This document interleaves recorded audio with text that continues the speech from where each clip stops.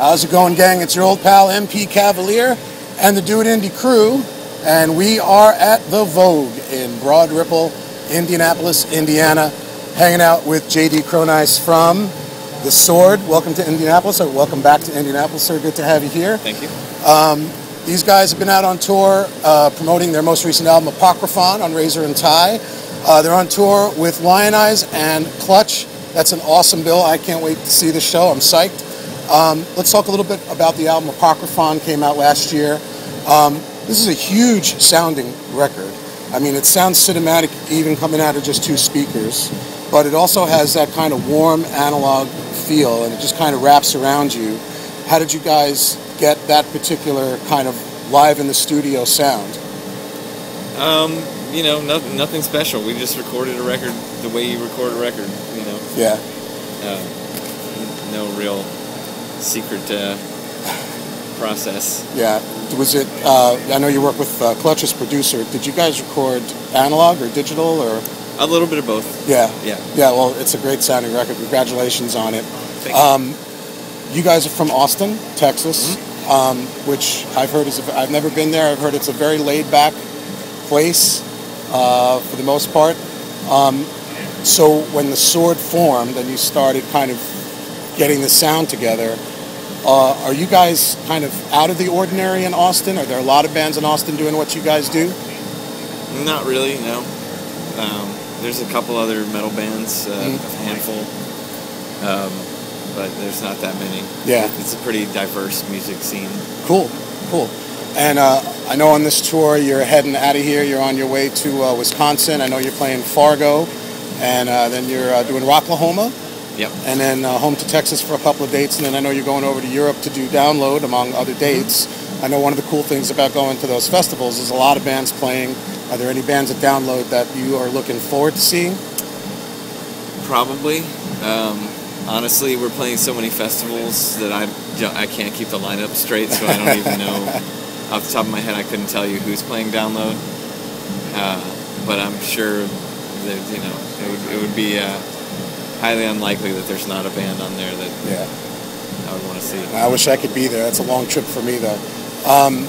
Apocryphon is the name of the album. You can get all the info about The Sword at their website, swordofdoom.com, and you're going to see it down there at the bottom of your screen.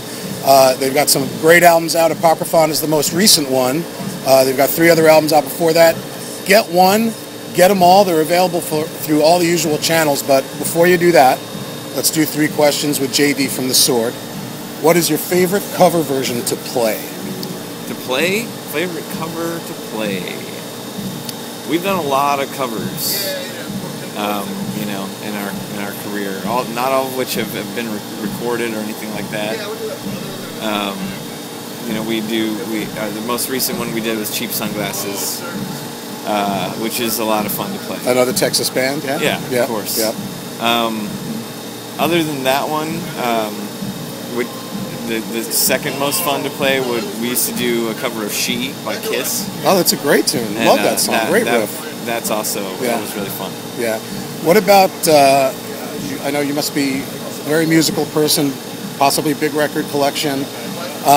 Somewhere in your collection there's an album that I call the Guilty Pleasure. It's the album that you listen to when you know no one's going to be around for a while. Do you have a Guilty Pleasure record? One that people would be surprised that JD listens to. I don't know what people think I listen to. In my record collection, no, I wouldn't really say there's anything that I feel guilty about.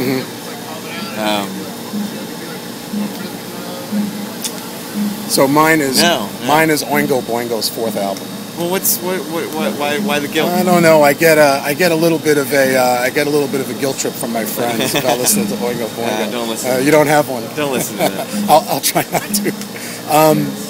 Last one is, if you had to pick one, what is your favorite record of all time? Oh man. What's the album that made you decide this is what I want to do? Well, that's a different question. And that has also a few different answers. But I don't know, man. The thing about the questions like that, like the thing is, if there was only one album you know, I would probably kill myself if there weren't more. Right, you know? right. That was all there was. Well, what's your favorite record? Do you have a favorite? Favorite record?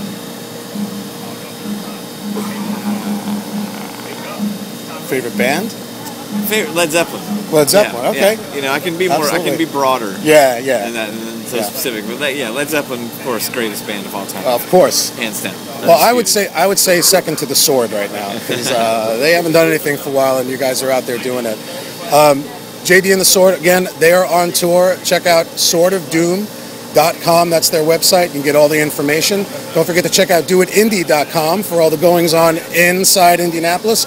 You can follow me on Twitter at MPCavalier for updates on cool bands like the Sword. JD, I don't know how to thank you enough for giving us your time. I really do appreciate it. Good luck tonight. Have a great show, great rest of the tour. Have a great time in Europe. You guys are going to rock it. I appreciate your time again, and you've been so generous. I need to ask you if you could just do one thing for me. If you can just read this to our 3 Questions viewers, I'd really appreciate it. Okay. This is a shout out to Mitch Goldman from the Sword. Do it, Indy. Thank you, JD. Thanks again. Have a good show. I drew this.